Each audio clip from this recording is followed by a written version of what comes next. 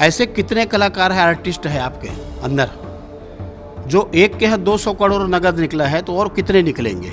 जहाँ उनकी सरकारें हैं, बाकी जगह है, जो सांसद है, ये यदि ये पहुँचेंगे तो ऐसे संस्थान का नाम, सेंटर का नाम गांधी करप्शन सेंटर यदि रख दिया जाए तो मुझे लगता है गलत नहीं होगा। आरोप नहीं लगा रहे हैं जी, अपना कपड़ा फाड़ रहे हैं। चारों खाना चित हो गए हैं, उनको समझ में ही नहीं आया कि कैसे रिजल्ट आया। लेकिन इस बात को हम लोग शुरू से उठा रहे थे, हाउस के अंदर और हाउस के बाहर। प्रदेश में सत्ता परिवर्तन के साथ भाजपा कांग्रेस पर आक्रामक है और भाजपा ने एक बार फिर करप्शन के मुद्दे को लेकर कांग्रेस पर निशाना साधा है। धर्मलाल कौशिक जी हमारे साथ हैं। कौशिक जी, किस तरह से आप लोगों ने चुनाव में पूरे मुद्दे में अगर कहें तो करप्शन को प्रमुखता से रखा था, अब एक बार फिर करप्शन के मुद्दे पर कांग्रेस को आप घेर रहे हैं, क्या कुछ पूरा मुद्दा मामला? देखो, जिस प्रकार से मुझे लगता है कि छोटी घटना नहीं है, यदि इतिहास में बोले तो एक बड़ी घटना है कि कानूनी रूप से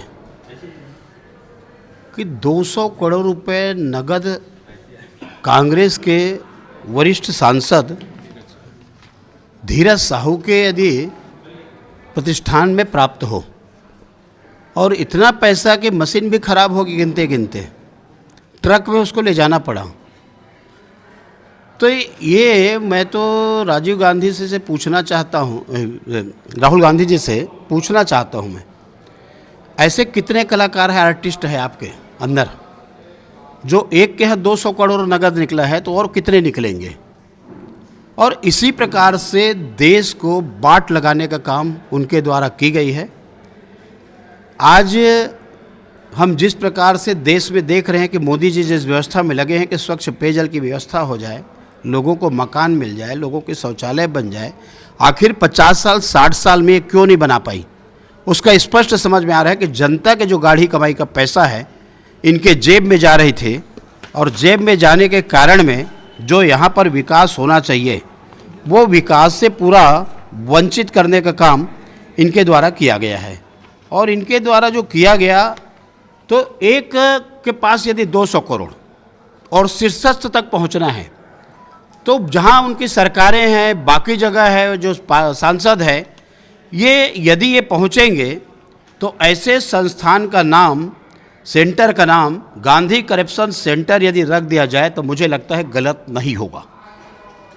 क्या लगता है, प्रदेश में भी आपने करप्शन का मुद्दा उठाया था, ऐसे में जितने करप्शन के मामले हैं, अब सरकार आपकी चूंकि बन गई है, क्या इन सब मामलों की जांच होगी, कार्रवाई होगी?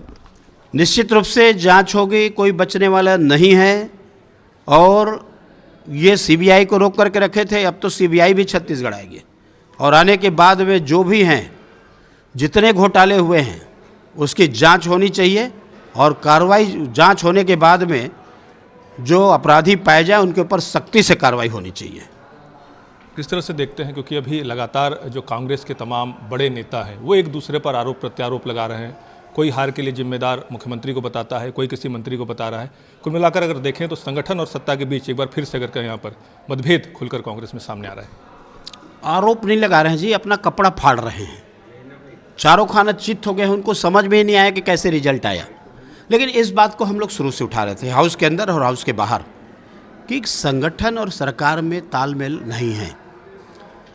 विधायकों के बीच में जो समन्वय होना चाहिए नहीं है, विधायक और मंत्री के बीच में नहीं है, मंत्री और मुख्यमंत्री के बीच में नहीं है। हमने हाउस के अंदर अनेक बार इसको उठाया।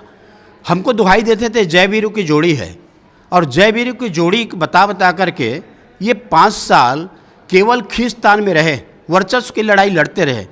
छत्तीसगढ़ विकास इनकी प्राथमिकता में रही, छत्तीसगढ़ के गरीब इनकी प्राथमिकता में नहीं रही, और उसी का परिणाम है आज जब लूट गई और खेत से पानी बह गया, तब पानी रोकने की लोग बात कर रहे हैं और एक दूसरे का कपड़ा उतारने में लगे हुए हैं। प्रदेश में अब किस तरह से मुख्यमंत्री के चेहरे को लेकर अगर बात करें, कैबिनेट को लेकर बात करें, तो कैसा स्वरूप होगा, कौन मुख्यमंत्री कौन मंत्री, क्या कुछ स्थिति अभी? देखिए, हमारे देश के यशस्वी प्रधानमंत्री, हमारे राष्ट्रीय अध्यक्ष जी हैं, हमारे गृह मंत्री जी हैं, संसदीय बोर्ड हैं, हमारे प्रभारी जी हैं, हमारे प्रांत के नेता हैं, राय मशविरा करेंगे और किए होंगे। हमारे प्रभारी पर्यवेक्षक भी तय हो गए हैं और कल पर्यवेक्षक भी आ जाएंगे, और विधायक दल की बैठक होगी, उसमें राय शुमारी करेंगे, और उसके बाद में जो भी उनको लगेगा उसके अनुसार से मुझे लगता है कि घोषित हो जाएंगे, और जो भी घोषित होंगे उसमें सबकी स्वीकारता होगी। दो तीन जो नाम चल रहे हैं, चाहे वो एसटी वर्ग से हो, बीसी वर्ग से हो, क्या लगता है इन चेहरों पर ही पार्टी आगे दांव लगाएगी? देखिए अब देखो, एक कैटेगरी को आप छोड़ दिए कि आपने ओबीसी को ले लिया, एसटी को ले लिया, उसको ले लिया, जनरल को छोड़ दिए। अरे भाई उसमें क्या है, चारों वर्ग सब है।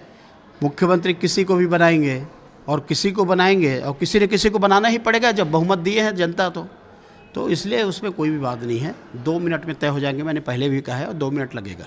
बिलासपुर की इसमें कैसी भूमिका होगी, क्योंकि बिलासपुर से भी अगर कहें तो आप यहाँ पर चुनाव जीत कर आए हैं, यहाँ से पूर्व मंत्री अमर अग्रवाल हैं, अरुण साव जी हैं, तमाम बड़े नेता हैं जो बिलासपुर से भी जीत कर आए हैं चुनाव। देखो, जहाँ तक मैं समझता हूँ बाकी चीज़ों में सरकार के गठन में बिलासपुर को हमेशा प्राथमिकता मिला है, लेकिन हमारे सामने बिलासपुर की बात नहीं है। हमारे सामने तो देखो, हमारे सरगुजा ने 1 साइडेड दिया, हमको 14 के 14 दिया, बस्तर ने हमको 12 में हमको 8 दिया। मतलब इस बार का जो चुनाव है सभी तरफ रिजल्ट अच्छे आए हैं।